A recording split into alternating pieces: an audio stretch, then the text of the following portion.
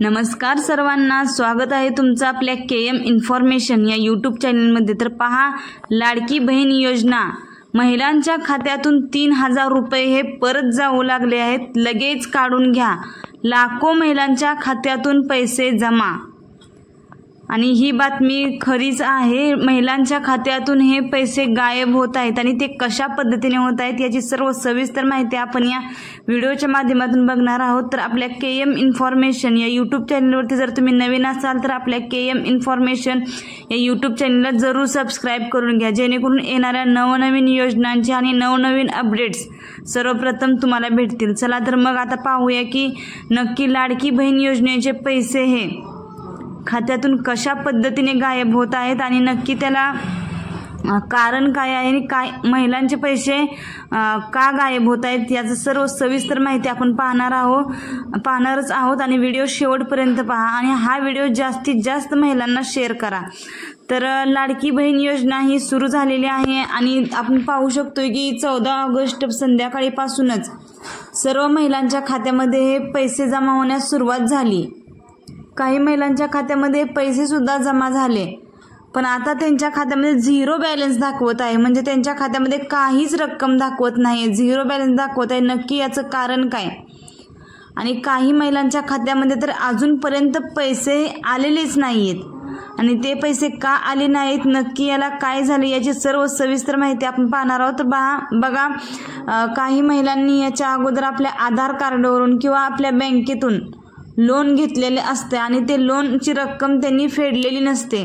तर ज्या महिलांनी लोन घेतलेले आहे त्यांची रक्कम थकीत आहे, अशा महिलांच्या खात्यामध्ये जर पैसे जमा झाले असतील तर त्यांचे पैसे हे आपोआप कट झालेले आहेत। त्यामुळे त्यांनी कोणताही गैरसमज करून घेऊ नये, कारण की त्यांनी अगोदर जे लोन काढलेले आहे त्यांचे ते पैसे हे कट करून घेण्यात आलेले आहेत बँकेकडून। आणि दुसरं कारण म्हणजे काही महिलांनी बघा मला कमेंट करून सांगितलेले आहे की आमच्या खात्यातून पैसे हे कमी कसे झालेले आहेत। तर भरपूर महिलांचे बचत गटासाठी आधार लिंक करून खाते काढलेले आहे आणि ते खाते पूर्ण झालं तरीही ते खाते चालूच राहिलेले आहे आणि त्या खात्यामध्ये ते पैसे त्यांचे कमी झालेले आहेत। पहा, पंढरपूरच्या एका महिलेचा मेसेज आहे, त्यांच्याही खात्याबद्दल असंच झालेले आहे। आणि भरपूर महिला जे बचत गटासाठी त्यांनी आधार लिंक करून खाते काढलेले आहेत त्यांनाही असेच झालेले आहे, कारण की खाते काढून त्यांचे बचत गटाची रक्कम फेडल्यानंतर त्यांचे अकाउंट हे चालू राहिलेले आहे आणि अकाउंट चालू राहिल्यामुळं जो काही अकाउंटचा चार्ज असतोय तो चार्ज बँकेने कट करून घेतला आहे, त्यामुळे त्यांचे पैसे हे कमी झालेले आहेत।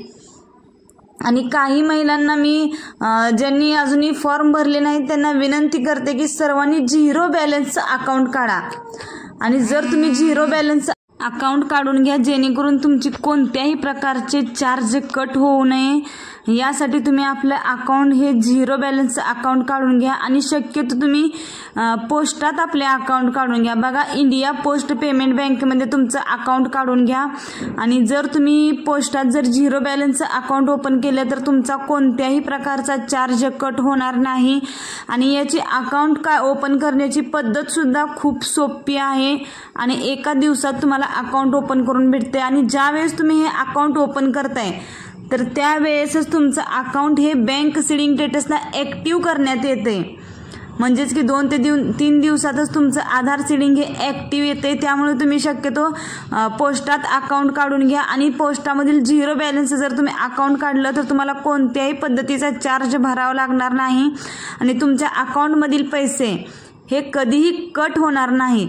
तर बघा, याचं पोस्टामध्ये अकाउंट ओपन केल्यानंतर अशा पद्धतीने कार्ड भेटते तुम्हाला आणि हे कार्ड हे डिजिटल पेमेंटचं कार्ड आहे तुमचं। तर अशा पद्धतीने कार्ड भेटल्यानंतर तुमचं अकाउंट हे ओपन होतं आहे आणि तुमचं डायरेक्ट NPCIला DBT लिंकमध्ये तुमचं आधार सीडिंग हे ॲक्टिव्ह होते, म्हणजे पोस्टामधील जे अकाउंट ओपन होतात त्या अकाउंटमध्ये डायरेक्ट आपले आधार सीडिंग आहे ते ॲक्टिव्ह करण्यात येते आणि व्यवस्थितरित्या इथं अकाउंट ओपन केलं जाते। तर पहा, आपण बँकेत नक्की कोणकोणते चार्ज कट होत आहे हे पाहूया। बघा, बँकेत मंथली मेंटेनन्स फी असते, ती फी कट होते।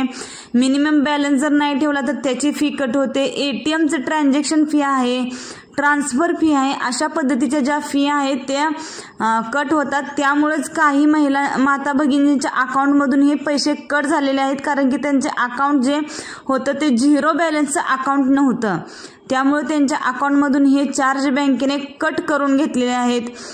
तर अशाच पद्धतीने तुमच्या अकाउंटमधून जर पैसे कट होत असतील तर तुम्ही आजच आपल्या इंडिया पोस्ट पेमेंट बँकमध्ये आपलं 0 बॅलन्सचं अकाउंट ओपन करून घ्या, जेणेकरून तुम्हाला कोणत्याही योजनेचा लाभ भेटला तरी तुमचा कोणत्याही प्रकारचा चार्ज कट होऊ नये.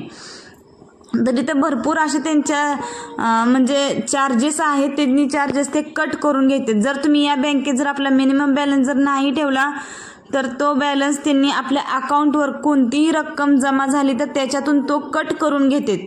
त्यामुळे जर तुमचं कोणत्याही बँकेत अकाउंट असेल आणि ते बंद असेल ते बंद करून घ्या आणि आपलं इंडिया पोस्ट पेमेंट बँकमध्ये आपलं नवीन अकाउंट ओपन करा.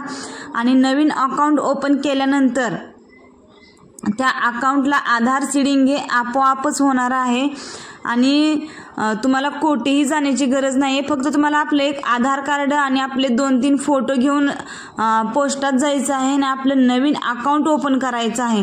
तर पहा, ज्यावेळेस तुम्ही तुमचं नवीन अकाउंट ओपन करणार आहे त्यावेळेस तुमचं आधार सीडिंग करण्यासाठी तुम्हाला डबल कोठेही जाण्याची गरज नाहीये. तर पहा, अशाच आपल्या नवनवीन योजनांच्या माहितीसाठी आपल्या KM इन्फॉर्मेशन या यूट्यूब चॅनलला जरूर सबस्क्राईब करून घ्या, जेणेकरून येणाऱ्या नवनवीन व्हिडिओचे अपडेट आणि नवनवीन माहितीचे अपडेट सर्वप्रथम तुम्हाला भेटतील. तर चॅनलवरती नवीन असाल तर चॅनलला सबस्क्राईब जरूर करा आणि हा व्हिडिओ जास्तीत जास्त महिलांपर्यंत शेअर करा, जेणेकरून ज्या महिलांचे पैसे कट झालेत त्यांना याची योग्य ती माहिती भेटेल. धन्यवाद.